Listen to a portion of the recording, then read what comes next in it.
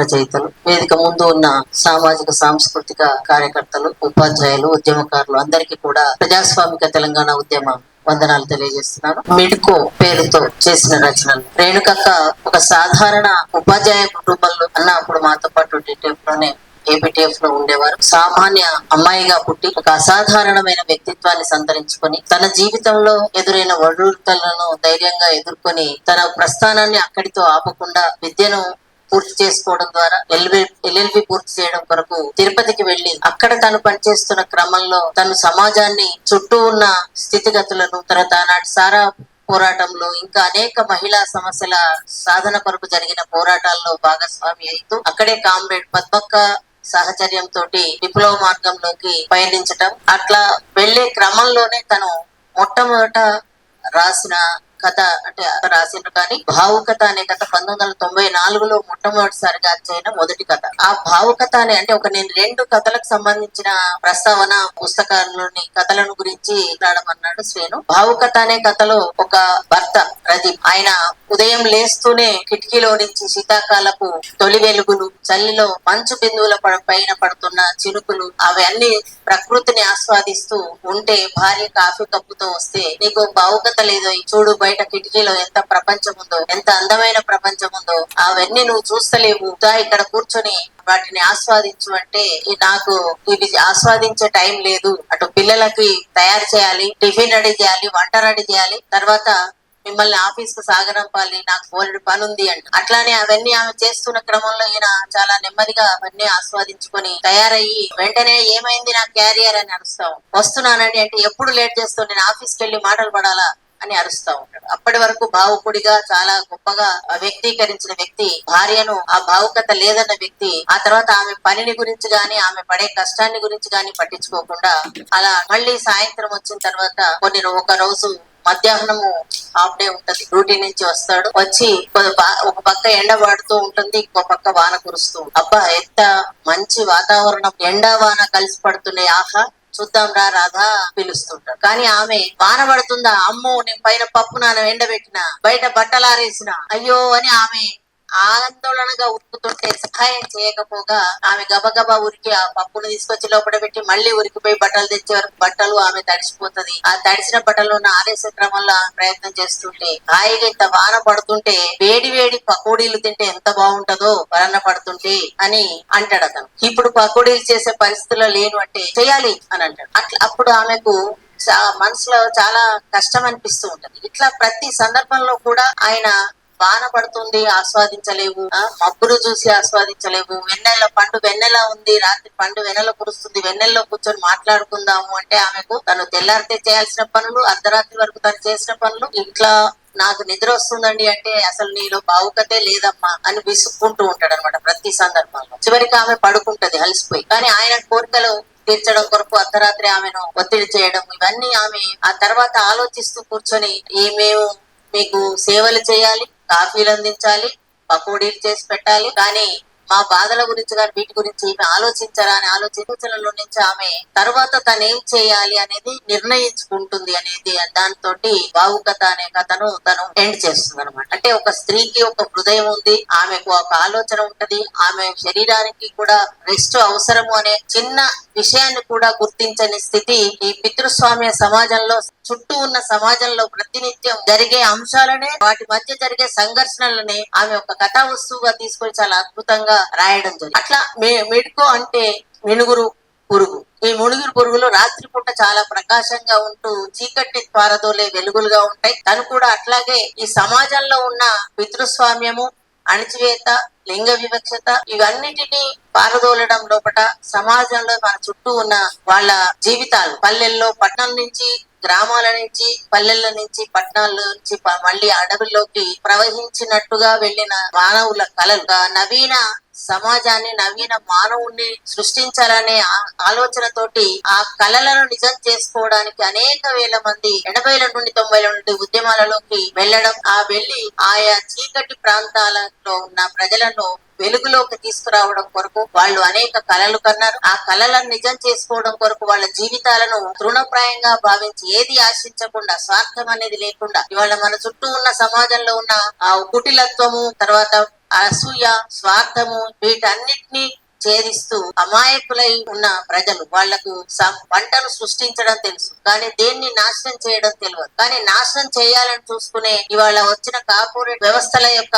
అవసరాల అవంతా కూడా అడవిలో ఆదివాసీలు కాపాడుతున్న ఆటవిక సంపదను కాపాడే క్రమం లోపట వాళ్ళు దాన్ని దేన్ని కూడా నాశనం చేయడానికి ఇష్టపడలేదు. అటువంటి వాళ్లకు అండగా ఉంటూ తను జీవన విధానాన్ని అక్కడ ఎంచుకోవడం జరిగింది. అనేక రకాలుగా పనిచేస్తూ తను ఒక సాయుధ పోరాట యోధురాలుగా పనిచేసి అక్షరాలను అందించే ఉపాధ్యాయురాలుగా పనిచేసింది. అదే ఇటువంటి అనేక సాహసపూరితమైన చర్యలు చేస్తూనే సమాజంలో ఉన్న ఇవి చెడును పారదోలుతూ ఒక తాను కలలు కన్న సమాజాన్ని సాధించడం కొరకు ఒక నూతన ప్రజాస్వామిక విప్లవాన్ని సాధించే క్రమం లోపట ఇవాళ ఆపరేషన్ కగార్ పేరుతోటి చేసిన ప్రభుత్వం చేసిన దమనకాండ ఆ హత్యాకాండకు తను 1925 మార్చి 31న అమరురాలు కావడం జరిగింది. ఆ అమరత్వం మనకు ఒక పక్క ఒక కంట కన్నీటిని కురిపిస్తూనే ఉంది, మరో పక్క ఆ అమరత్వాన్ని ఎత్తి పట్టుకొని ఆ ఆశయాలను ముందుకు తీసుకుపోవడానికి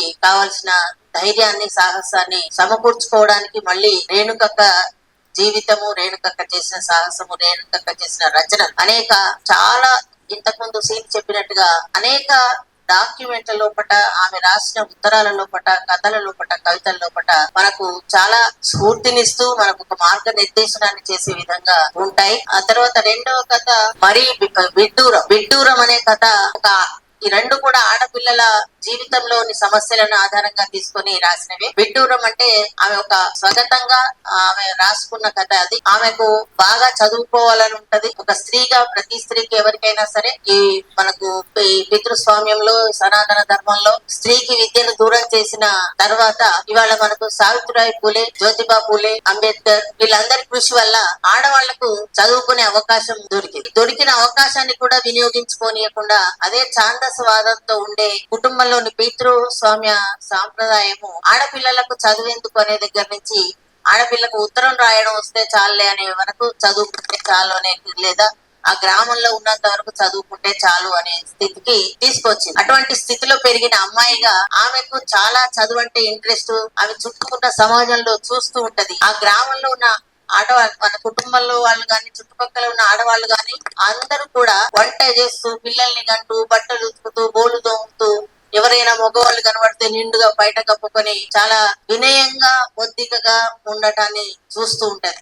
అదే క్రమంలో ఆ ఊర్లో పనిచేయడానికి వచ్చిన ఒక ఉపాధ్యాయురాలు చాలా ధైర్యంగా అక్కడ ఉన్న మగవాళ్లతో గాని, ఇతర వ్యక్తులతో గాని, ఎవరితోటైనా సరే ధైర్యంగా తల ఎత్తుకొని నిలబడి మాట్లాడటానికి, ఈ రెండింటిని పోల్చుకున్నప్పుడు ఆమెకు ఆ టీచర్ లాగా ఉండాలని, ఆమెకు ఎప్పుడు ఏం చేయాలనిపిస్తే అది చేస్తుంది. చదువు చెప్పాలటానికి వెళ్ళినప్పుడు చదువు చెప్తుంది, తీరిక దొరికినప్పుడు పుస్తకం తీసుకొని చదువుకుంటూ ఉంటది, ఎవరితో ఏ విషయమైనా మాట్లాడాలి, మీటింగ్ అన్నప్పుడు మాట్లాడు. ఇట్లా నేను ఉండాలి అని ఆ అమ్మాయి కోరిక. కానీ తల్లిదండ్రులు ఆ అమ్మాయిని చిన్నతనంలోనే పెళ్లి చేసేస్తారు. నేను చదువుకుంటా అంటే చాలు, నువ్వు చదువుకున్న కాడికి ఆడపిల్లవు, పెళ్లి చేసేయాలి, మా బాధ్యత అయిపోవాలని చెప్పేసి పెళ్లి చేస్తారు. పెళ్లి చేసిన తర్వాత చిన్నప్పుడు ఇంకా కొన్ని సంఘటనలు కూడా అమ్మాయి మనసును బాగా బలంగా బాధ పెడతాయి. అన్నతో పాటు తను వాన పడుతుంటే వాన వల్లప్ప అని ఆడుకుంటూ ఉంటే ఆ ఆడపిల్లవు నువ్వు అన్నతో పాటు వానలో ఎగురుతావా, తడిసిన బట్టలతో ఎగురుతావా అని చెప్పి ఆమె బొట్టి మీద వాతలు తేలేలాగా కొడతారు. ఆ వాతలు ఆమెకు బలంగా గుర్తుండిపోతాయి. ఆడవాళ్ళు ఎందుకు ఆడుకోకూడదు, మగవాళ్ళే ఆడుకోవాలా, ఇది కూడా తప్పేనా అంటే ఇది కూడా మరీ విడ్డూరమే